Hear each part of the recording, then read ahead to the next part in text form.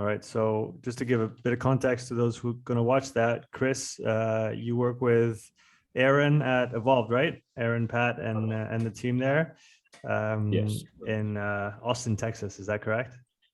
correct. Yes. Fantastic. And you Awesome. had questions about setting up a podcast. Is that right? Yes, yes. So this is more of a personal project that I'm contemplating right now, Mm. specifically in Spanish, just because I feel like there is not enough of exercise physiology talk Mm-hmm. right now. Mm-hmm. So yeah, I mean that's the plan. Just start something different. All right. I love it. I think it's, I mean, it's crazy because you look at podcasts and you think, oh, the market is saturated. There's too many of them. But honestly, it keeps growing and people are, I feel, and I can see that people are moving towards consuming that kind of content more and more. So I think it's a good move, no matter what, especially in a quote unquote emerging market, let's say in that context of exercise physiology in Spanish. So that's really cool. Well, I'm here, so you go ahead. You ask me all the questions that you might have.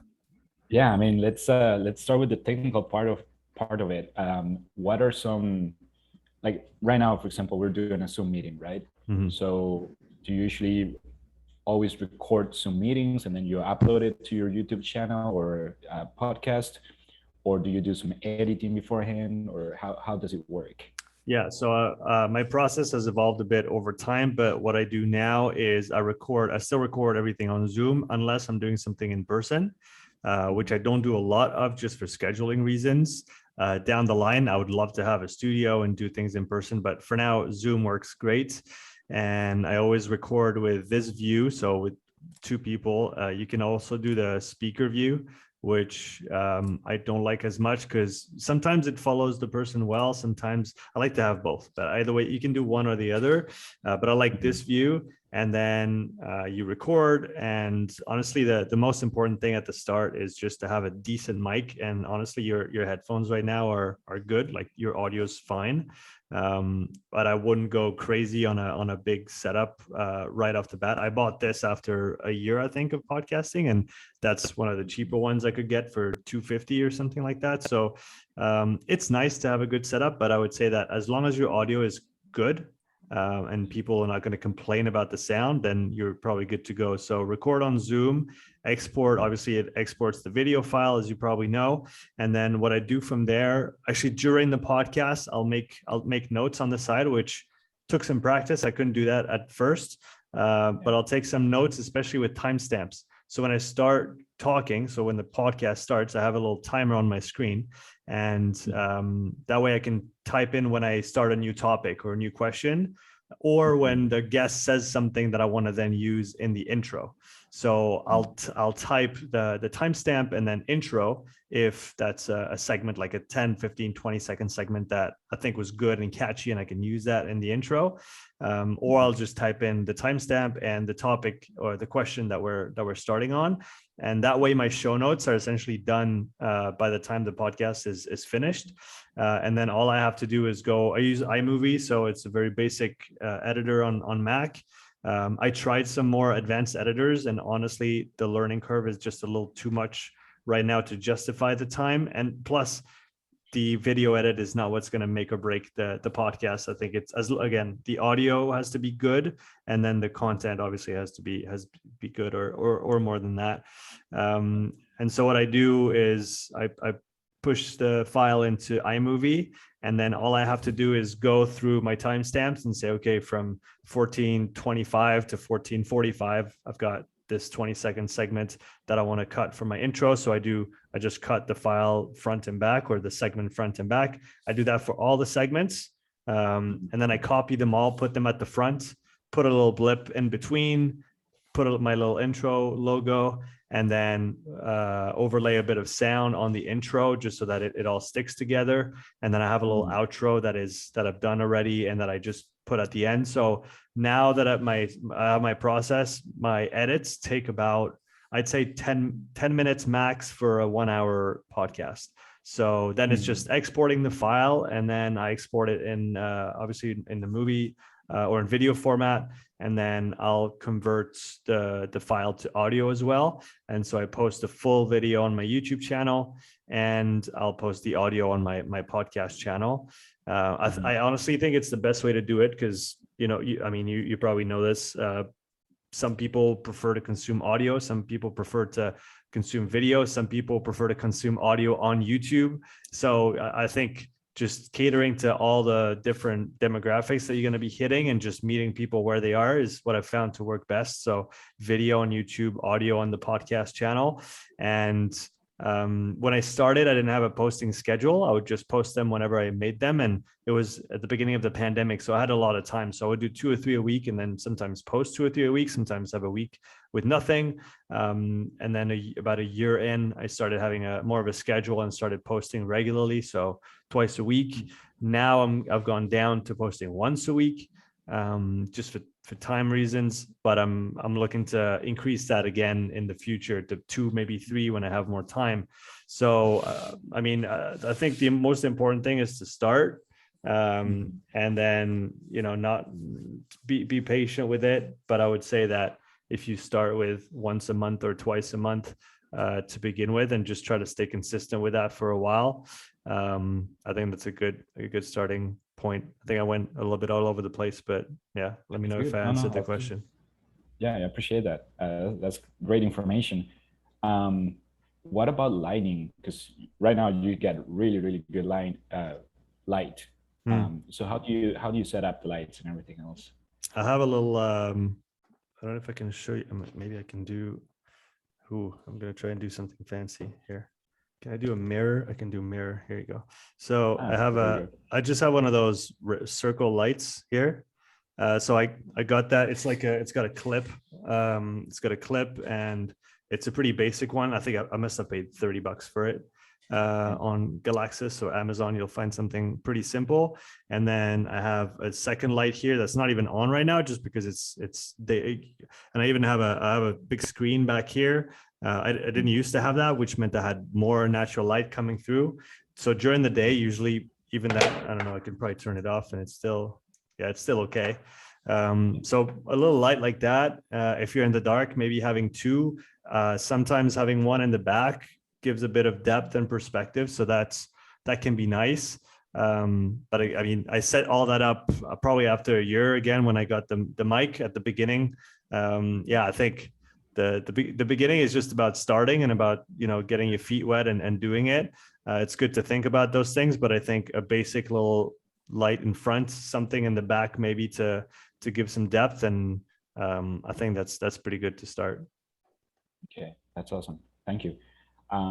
I feel like you have done a great job, because I've seen your podcasts, and some of them are going to be in English, some of them is French, right? And so it's quite a combination. So how do you manage, I guess, audiences in regards on how you market it? Because you're doing two languages.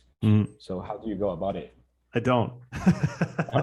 I was debating at first, because I grew up here in Switzerland, and then I was in Vancouver for 7 years. And then I came back here 3 years ago now, so back in Switzerland. And when I was in North America, obviously I got exposed to many professionals and people that worked in our space.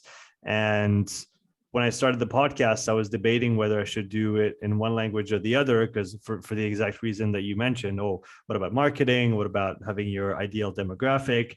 And then I said, fuck it. It's my podcast. I want to talk to people in French and I want to talk to people in English.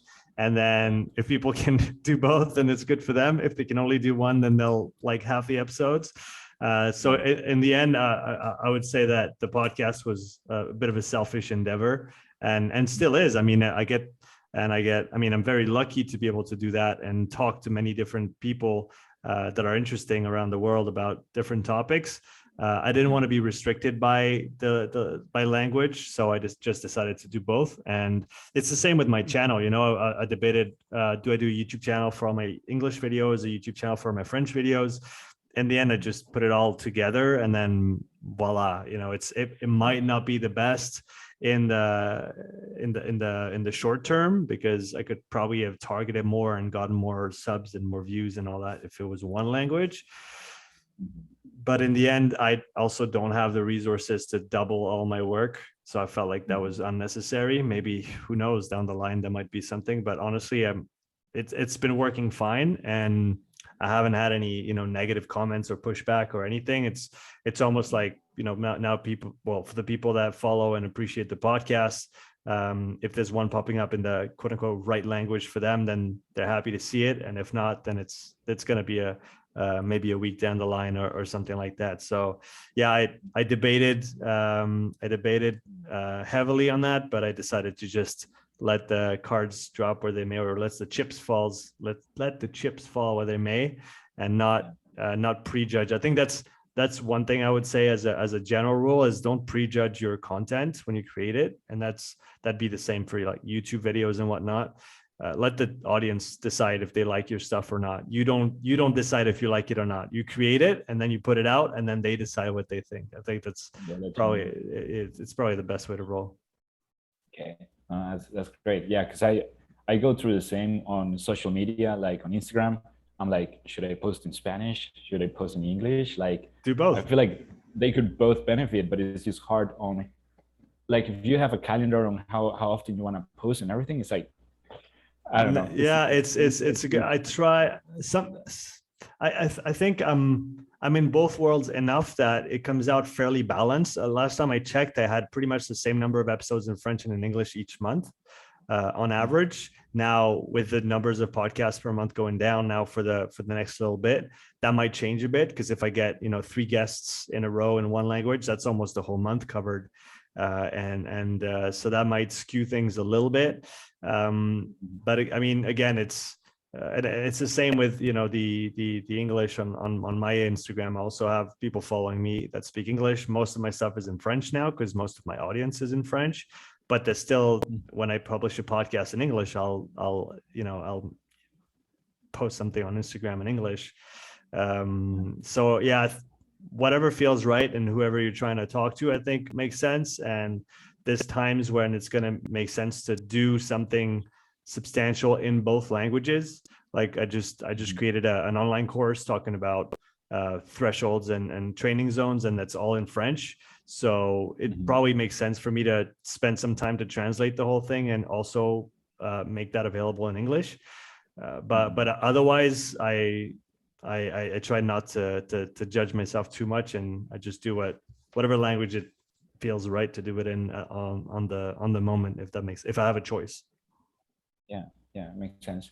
So you're trying to kind of alternate between English and French every week. Well, let's say throughout the month, or it's just like usually you might be 2 in English, 1 in French, 2 in English, 2 in French, or yeah, it varies, and it has been fairly balanced, but really out of probably luck. I haven't planned it that way, because again, there's interesting people I want to talk to, and so I just reach out and try to schedule, to have them on, and I don't always get to decide who I talk to first and when. So I also don't want to make my life too hard. I haven't made my life too hard, let's say, up until now, to say, oh, I must publish 1 in French, 1 in English every week. It's probably something I would consider doing down the line, just alternating 1 English, 1 French, 1 English, 1 French, when I have enough volume of episodes that I'm recording. So that'll probably come down the line. But for now, it's really just whatever I have recorded goes out. And if it has multiple, English ones going out in a row, then that's just how it is. And vice versa. Yeah.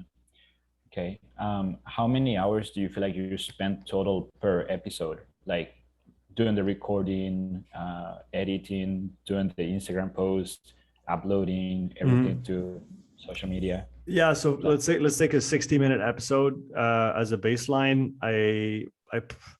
It depends on the guest. Some guests I know quite well already, so I already have a bunch of questions in my head. I always ask the guests what they enjoy talking about, because I think just putting the guests up, making them not comfortable, but just making sure that you go in a direction that they enjoy is always a good way to show some quality. and make sure that you can show the guests in the best light.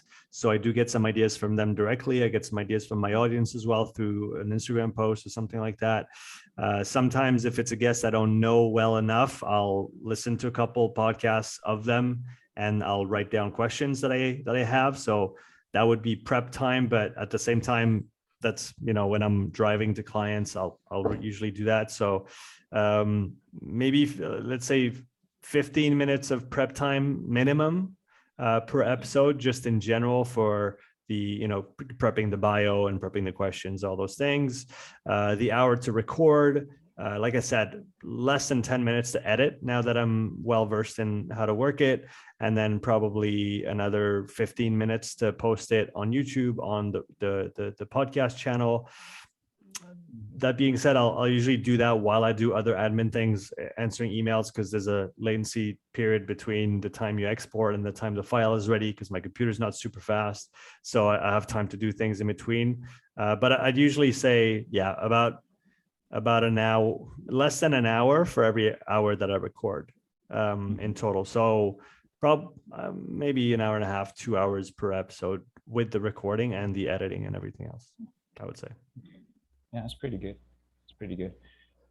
What drove you to do podcasts? Like, why do you want to start doing podcasting? I wanted to start producing more content for Upside Strength, for everything that I do. And I've been following and listening to a guy called Gary V for quite some years now, Gary Vaynerchuk. Yeah. And it was kind of the best, according to him, and I would fully agree after 2 years of doing that. The podcast is the most bang for your buck content creation strategy, if we want to call it that, or just way to approach it, because you do get to talk to a bunch of people that are usually experts in their field. So you get that network effect as well, and getting to touch other audiences. You get the video content, you get the audio content, you can cut clips as well, which I used to do when I had more time. Now I spend more time coaching, so I have less time doing the clips, but that'll probably come back once I have time, or once I have more money, I can pay someone to do that. And again, just amplify that signal. So that was the primary driver. It was, and now it's become I would say my number one continuing education strategy. So yeah, there's topics I want to investigate, and I can now go look for a coach, a researcher, anybody, an athlete, anybody who's at the top of that, field, and try to ask them questions directly. So that's a huge value add for me, being able to talk to all those different people in many different fields of expertise. So that's what keeps driving me. And then also seeing it, it took really 2 years of posting twice a week to really see the effect of it on my business in general. So that's definitely, if it is part of your strategy, that's a very long-term endeavor, but that is going to pay dividends if you just keep your head down and keep pushing and keep working hard, and obviously try to create quality and high quality content for your audience. So yeah, it's a combination of all of those, but now I really enjoy doing the podcast as well now. So it's fun for me, and I learn, and I get a lot of value out of it from a content perspective. So it kind of checks all the boxes, I would say. Mm-hmm. Yeah, no, it makes sense. Yeah, I completely agree with you. So besides everything that we have covered so far, like, what would be like your best advice for someone who is trying to start a podcast? Yeah, just get started tomorrow. Like, get someone on. Yeah, get started. I think, like everything else, I mean, and better than me with everything that we do, it's, you need to practice to get good at something. And I'm afraid to even go and look at my first podcast episodes, because I didn't know what I was doing. I was just reading my questions, probably being super rigid and serious. And I hope I've been able to evolve in those hours and hundreds of hours of recording. So I think it's a matter of just starting and not judging yourself at the start, and just trying to put out 10 episodes and then check that box, go on to 20, then aim for 50, and then do 10 more, and then just keep going. it's really a long game. It's really not something that's gonna, unless you maybe hit the jackpot on a niche that's completely untapped and then everybody jumps on it. But I wouldn't bet on that. I would just say it's going to be a patience game. But if you do it right, it's going to be, like I said, fun, educational for you, and also a great benefit to your business if that's one avenue that you want to go down. Okay. Yeah, action and patience. Kind of, again, just a very simple Gary V, like clouds and dirt. Like, think in the clouds, as in think far away about your goals. Be patient, but then have your hands in the dirt every day, working hard. That's something that I try to live by, and it works quite well. But yeah, hard work and then patience. Just like with coaching. Exactly. Same thing. Exactly. It ties both ways. Exactly. Yeah. Okay, so you were saying most of your audience right now is like in French, right? But I'm guessing you have a lot of listeners in the US or America overall. Yeah. Yeah, I've got. I think if I look at it's a little bit different on my YouTube than on the podcast directly, but I think I would say about 60% of my total audience is in France proper, and then a few more percents if you look at Switzerland, and then I maybe have 15 or 20% in the US, and then some small percentage in the UK, Canada, and then many other countries as well. So I'd probably say that, 60% of my audience is in French, and then the other is probably in English. So yeah, that would be the split, I would say. Okay. Well, that's awesome, man. Yeah, no, thank you so much. I think those are all the questions I have right now. Unless you have anything else that you're like, oh, you should know this before you start. But yeah, something I maybe struggle with at the start was trying to seem as if you knew everything that the guest was talking about. You know, sometimes I talk to people that are way over my pay grade, and they would say something and I wouldn't quite get it, but I would stay silent just because it's easier. But actually showing a bit of, just saying, hey, I don't understand that, or I don't know what do you mean? Can you explain it again? I think that really, that's been very positive, let's say, for me to just, it should go without saying, but I can't know everything, and I'm never going to. And then just being openly curious, I think, and open to learning. Just because we're a podcast host, we don't have to know everything, and we should ask questions and we should ask for clarifications. And sometimes, when appropriate, and that really depends, I think, on your style and how you want to run things, but sometimes challenge the guest a little bit on some points. But it's not necessarily something that I particularly enjoy. I'll do it from time to time, but never in a confrontational way. Obviously, other people do it differently. But yeah, I think just being very open and not being afraid to ask for clarifications and ask questions when something might seem simple, but maybe isn't to you for whatever reason. I think just clarifying, even if it's basic concepts, maybe the audience would appreciate it, especially when we're, diving into topics that are fairly complex as the ones that we do in around exercise physiology. I think it doesn't hurt to just go back to basics a little bit, or ask for a second point, a second perspective, or an alternative explanation on something. It always adds a lot of value. So that's, if I'd known, I would probably have started doing that earlier, let's say. Yeah, no, that's very interesting. And not only because of that, but sometimes I guess because of the audience. Like, we don't know who's listening, and like how much expertise there is. Like, sometimes making things simple is the best way to go, right? And the reality is, if you're an expert, it should be pretty easy for you to make things simple anyways, right? Yeah. So that makes a total sense. Like, I remember listening to your first few podcasts, and I was like, man, this guy's pretty smart, because like, what you're talking about, and your questions are very well formulated. Especially, like, I probably listened the podcast that you did to Brian, Aaron, and Pat many times, because back then I was trying to like get to intern for them. And I was like, I need to learn everything these guys are talking about. So I listened to your podcast back then, And I mean, you guys were talking the same language, everything. I was like, wow, it's pretty cool. So yeah, that's awesome, man. Gotta give it to you.